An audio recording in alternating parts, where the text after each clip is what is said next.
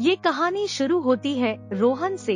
वह अपनी बहन की शादी में जाने के लिए मुंबई रेलवे प्लेटफॉर्म पर अपनी ट्रेन आने का इंतजार कर रहा था कि तभी एक लड़की उसके पास आकर पूछती है, ये मुंबई से हावड़ा जाने वाली ट्रेन कितने बजे तक आएगी? रोहन कहता है 8 PM में आएगी। वह लड़की फिर वही प्लेटफॉर्म पे ही बैठ जाती है और ट्रेन के आने का इंतजार करने लगती है। थोड़ी देर बाद रात के 8 बज जाते हैं, लेकिन ट्रेन नहीं आती है। रोहन काउंटर पे जाके पूछता है कि ट्रेन अभी तक क्यों नहीं आई? तो काउंटर वाले रोहन को बताते हैं कि घना कोहरा होने के कारण ट्रेन थोड़ी देर से पहुंचेगी। अब रोहन उस लड़की के पास जाता है और कहता है कि घना कोहरा होने के कारण ट्रेन थोड़ी देर से आएगी। वैसे आपको जाना कहाँ है? लड़की कहती है, मुझे बर्दवान जाना है। रोहन कहता है, मैं भी कोलकाता जा रहा हूँ अपनी बहन की शादी में। दोनों कोई ट्रेन आने का इंतजार करने लगते हैं। दिसंबर का महीना था और ठंड काफी अधिक थी। रोहन ने देखा कि वह लड़की ठंड से खुद को सिकोड़ रही होती है। रोहन 2 चाय लेकर उसके पास जाता है और कहता है, ठंड थोड़ी ज्यादा है, क्या आप चाय पीना पसंद करोगी? लड़की थैंक यू कहती है। अब दोनों चाय पीने लगते हैं। रोहन कहता है, मेरा नाम रोहन है, वैसे आपका नाम क्या है? लड़की कहती है, मेरा नाम रिया है। अब रात के 11 बज गए, लेकिन ट्रेन नहीं आई। रोहन ने रिया से कहा कि चलो हम वेटिंग हॉल में जाकर बैठते हैं, यहाँ पे ठंड भी बहुत लग रही है। दोनों हॉल में जाकर बैठ जाते हैं। थोड़ी देर बाद रिया सो जाती है। अब रोहन की आंखें रिया को ही देख रही होती है। रिया की गुलाब की पंखुड़ियों जैसे होठ और उसके मासूम से चेहरे को देखकर रोहन के दिल में कुछ होने लगता है। रोहन ने खुद को संभाला और रिया की तरफ से अपनी नजरें हटा ली। रात के 2 बजे ट्रेन प्लेटफॉर्म पे आती है। रोहन तुरंत जाकर रिया को उठाता है और फिर दोनों उस ट्रेन में जाकर बैठ जाते हैं। रिया रोहन से पूछती है, आप मुंबई में क्या करते हो? रोहन कहता है, मैं एक कंपनी में सेल्समैन की जॉब करता हूँ।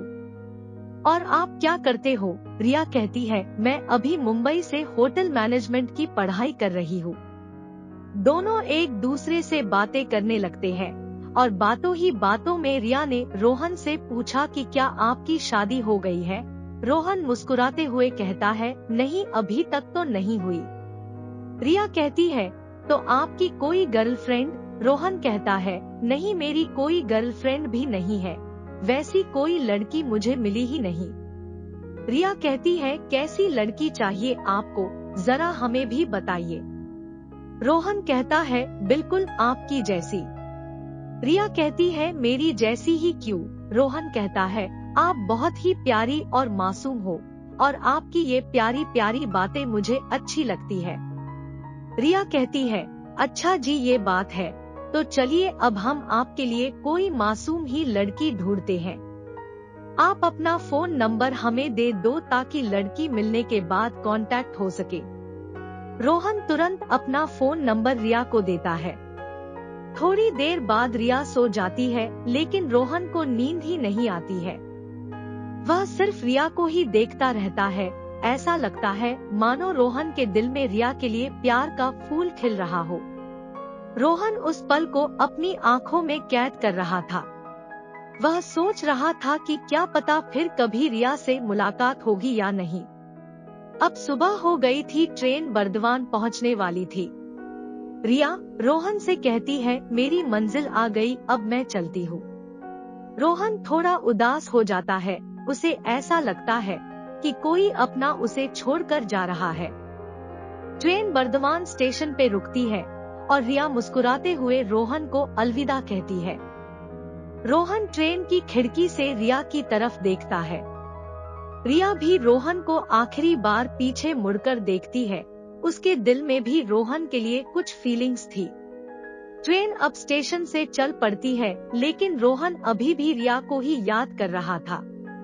कुछ समय बाद रोहन के फोन पे एक मैसेज आता है, जिसमें लिखा था, तुम्हारे लिए लड़की मिल गई है, उसका नाम रिया है और ये उसका फोन नंबर है। रोहन ने तुरंत उस नंबर पे कॉल किया और रिया ने कॉल रिसीव किया। रिया कहती है, तो लड़की कैसी लगी आपको? रोहन कहता है, बहुत अच्छी लगी। रिया कहती है, तो शादी करना चाहोगे? रोहन कहता है, जी बिल्कुल करना चाहूँगा। रिया कहती है, तो आ जाइए बर्दवान। अब मानो रोहन के खुशी का ठिकाना नहीं रहा। उसे उसकी सपनों की रानी जो मिल गई थी। रोहन घर पहुंचने तक रिया से ही बातें करता रहा।